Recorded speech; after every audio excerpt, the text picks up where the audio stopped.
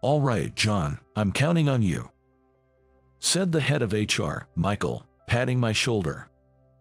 In front of me was one of this year's new hires, a male employee who is also the son of our company's president. "My name's Alex. Nice to meet you." He glared at me with a fierce look in his eyes. "Nice to meet you. I'm the supervisor, John. If you have any questions, feel free to ask." I did my best to be pleasant and accommodating. Our company is a family-run business with a hereditary system. This means he's going to be the next president. He's been assigned to the operations planning department for training, and he's under my supervision. To be honest, he looks a bit like a tough guy, like he's straight out of a gang. But being the president's son, he must have received a good education. That's what I thought. "My name is John. I'm the supervisor of the store planning section in the operations planning department of a food company. My job mainly involves planning new restaurant openings and campaigns for our chain stores." I immediately showed Alex to his desk and started teaching him how things work. But the problem was that he was incredibly incompetent. First of all, he had no motivation and lacked focus. He couldn't read difficult words, nor could he use a computer. He was unaware of general knowledge and manners. He was unfriendly, had poor memory, and didn't listen to others. He didn't reflect on his mistakes and kept repeating the same ones. I never imagined he would be this incapable.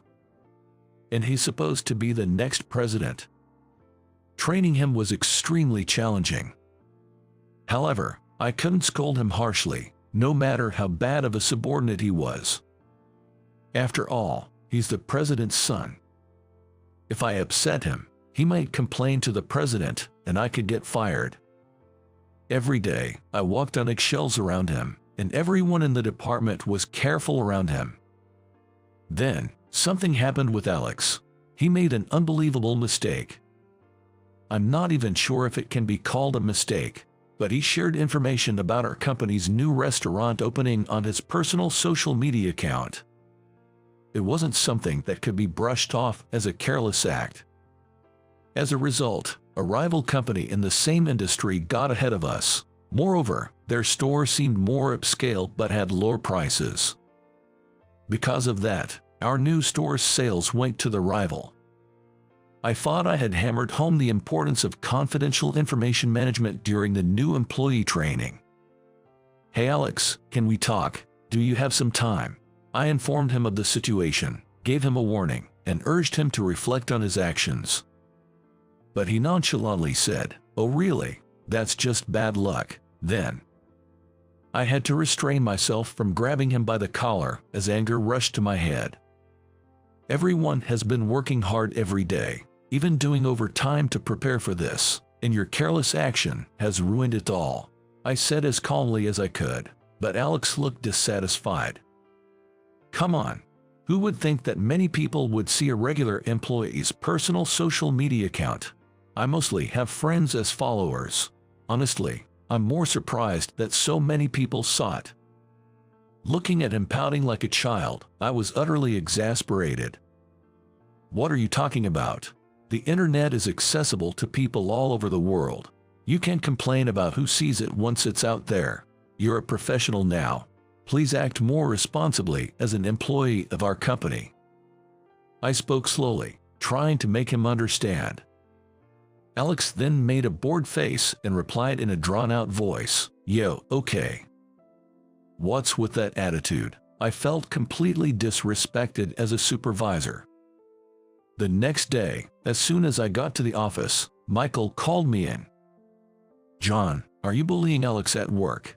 Michael accused me, but I had no idea what he was talking about. "What do you mean?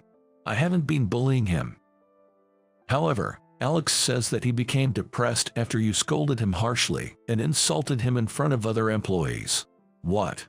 I never insulted him. I just gave him a warning." But no matter what I said, it was useless. "Alex is threatening to sue you in court," Michael continued. "What? A lawsuit?" "Yes, That's right. However, he's willing to drop the case if you voluntarily resign. That's absurd. I don't want to resign, especially when I haven't done anything wrong. But that's what he's saying. If you lose in court, you might have to pay him thousands of dollars in damages. Are you sure about this? Hearing this, I fell silent. There was no fact of bullying and no evidence, so losing in court seemed impossible. But what if, by some fluke, I did lose? If it goes to court, I'll have to hire a lawyer. That will inevitably end up costing me money. Damn it. How did it come to this? Anyway, to resolve this amicably, the HR department suggests you should consider voluntary resignation. With Michael saying this, I felt I had no choice but to resign. It was as if I had been fired. In the end, I submitted my resignation and was set to leave the company at the end of the month. When I returned from HR, Alex was grinning at me. That's what happens when someone gets cheeky with the future president like me. He said it loudly enough for me to hear, as if talking to himself. There was no point in responding, so I pretended not to hear. The 2 weeks until my resignation were hellish. Every day, Alex would constantly sneer at me, sometimes even hurling personal insults. I endured it all in silence. If I argued back, he might accuse me of bullying again.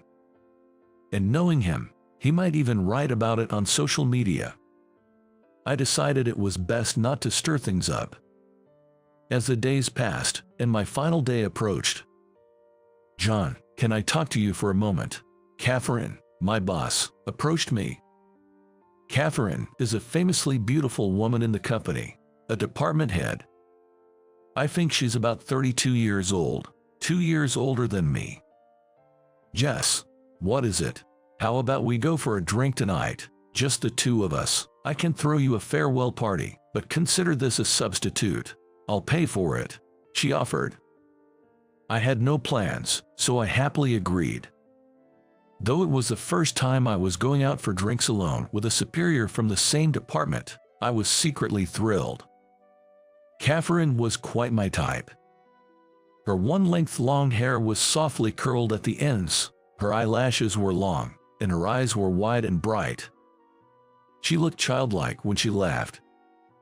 I liked that about her. But I knew she had a boyfriend, so I always tried to restrain my feelings. Still, I wondered if it was okay for her to go out drinking alone with a man, even if she had a boyfriend. Wouldn't he be mad? Well, as long as nobody finds out. No, there's nothing going on. It's just a farewell party.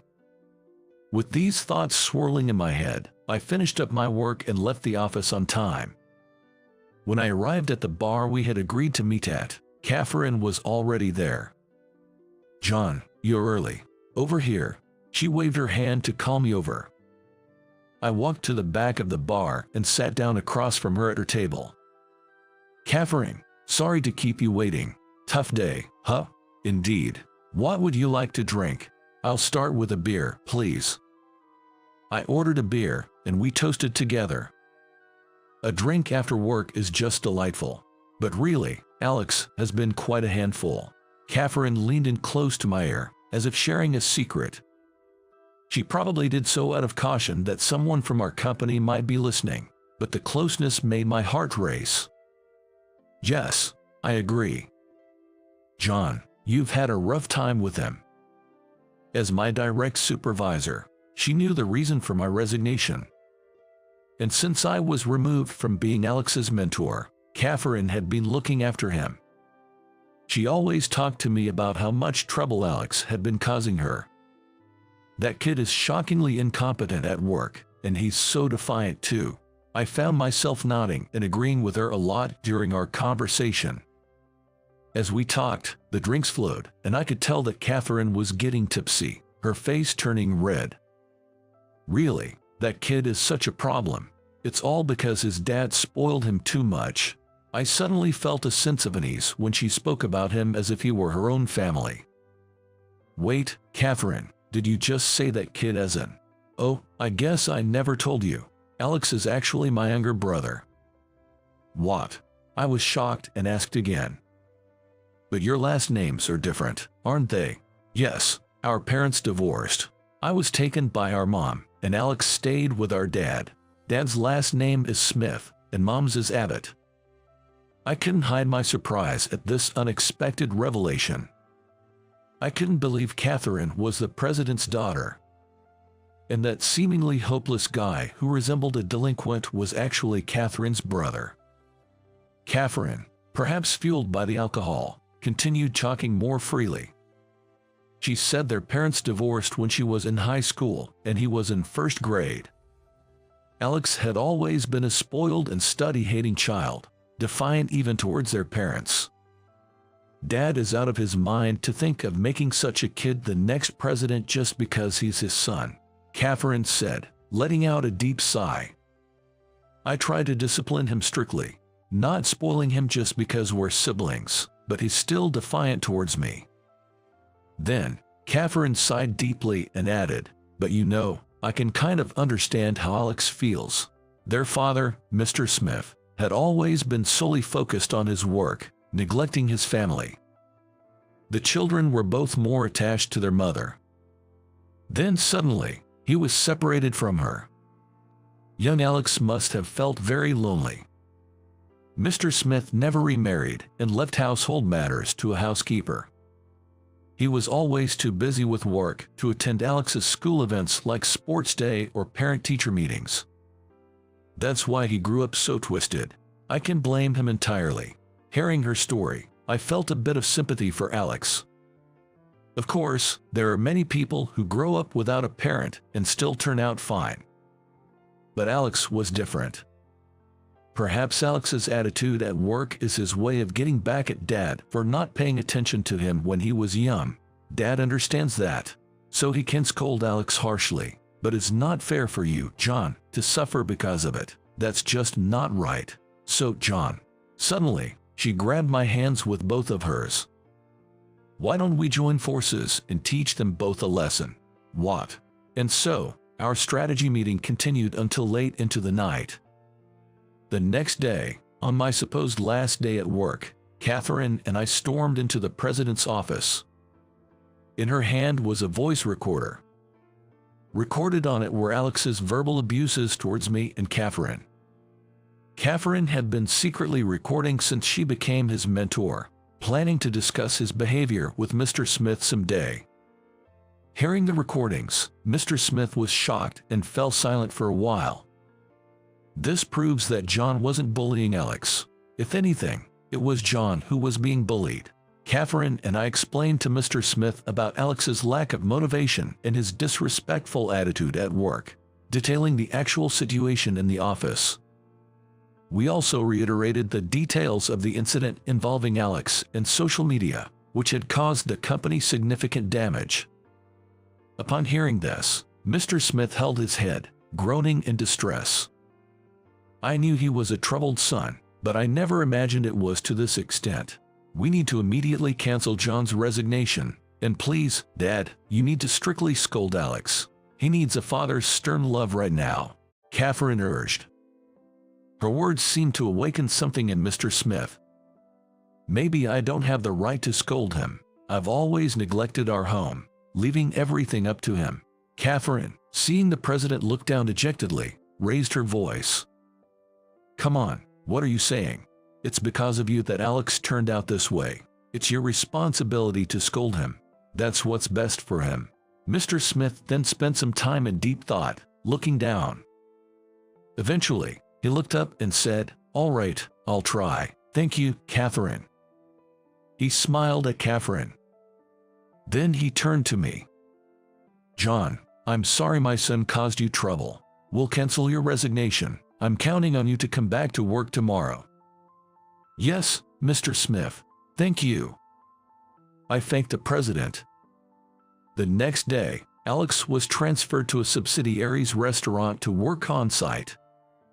It was arranged to keep his identity as the president's son a secret there and to ensure he starts from the ground up, working hard.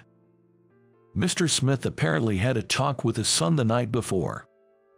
He scolded him about his behavior towards me and his poor work attitude. I hope this leads Alex to reflect and change his ways. Anyway, it all turned out well. Thanks to your help, John. I really appreciate it. I hardly did anything. That's not true. Facing the president, even if he's my father, was nerve-wracking. This whole thing worked out because you were there with me, Catherine said, smiling brightly. After that, Catherine and I began talking more and often went out for drinks after work. And surprisingly, Catherine and I started dating. It turns out she had broken up with her boyfriend a while ago. I've actually been thinking you were quite nice for some time now, in the dim light of a stylish bar, being told that by the most beautiful woman in the office. I couldn't help but fall for her. She was already my type, and I had been holding back my feelings. But if our relationship goes well and leads to marriage, I'll end up becoming Alex's brother-in-law. I hope he becomes a decent person by then. With these thoughts, I might be getting ahead of myself, but I couldn't help poking fun at myself as I continued to work hard every day.